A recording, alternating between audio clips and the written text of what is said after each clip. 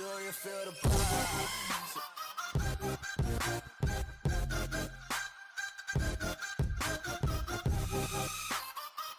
Water could pour over an emergency spillway at Lake Oroville for the first time ever, a last-ditch alternative that California officials said they had been hoping to avoid. The California Department of Water Resources said that the reservoir's emergency spillway likely will be used, perhaps as soon as early Saturday. Earlier this week, chunks of concrete flew off the nearly mile-long spillway, creating a 200-foot-long, 30-foot-deep hole. Engineers don't know what caused the cave-in that is expected to keep growing until it reaches bedrock. The department does not expect the discharge from the reservoir to exceed the capacity of any channel downstream, as the water flows through the Feather River, into the Sacramento River, and onto the San Francisco Bay.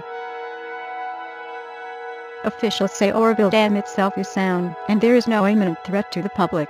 The integrity of the dam is not jeopardized in any way, because the problem is with the spillway, and not the dam, Department spokesman Eric C. said, located about 150 miles northeast of San Francisco.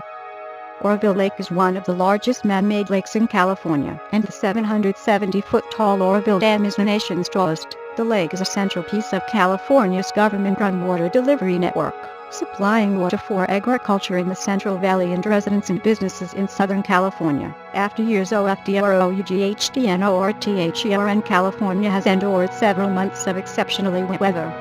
Oroville and other lakes are brimming and have begun releasing water to make room for more runoff. The initial damage to the spillway occurred Tuesday, about 3,000 feet downstream from where water enters from the lake.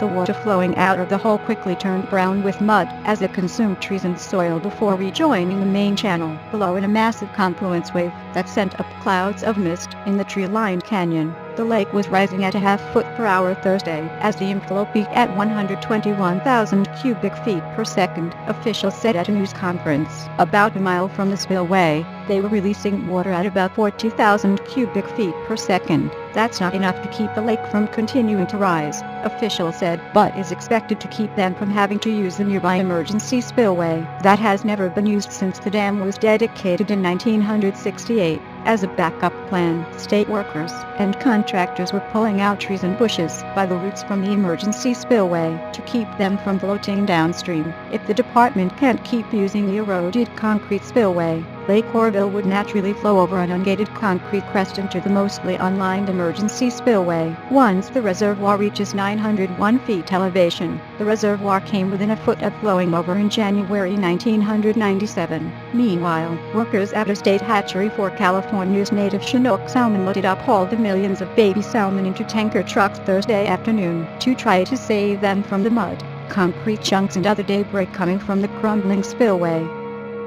The hatchery on the Feather River is vital to the survival of Chinook salmon, whose numbers have dwindled during the drought. Hatchery managers plan to take the young salmon to a holding point they hoped was far enough away. The department continued to operate hydraulic power plants both at the base of the Oroville Dam and downstream, Thomas said, with contingency plans to protect them if they have to be shut down, which is not anticipated. He said state power managers would draw from other sources on the interconnected electrical grid.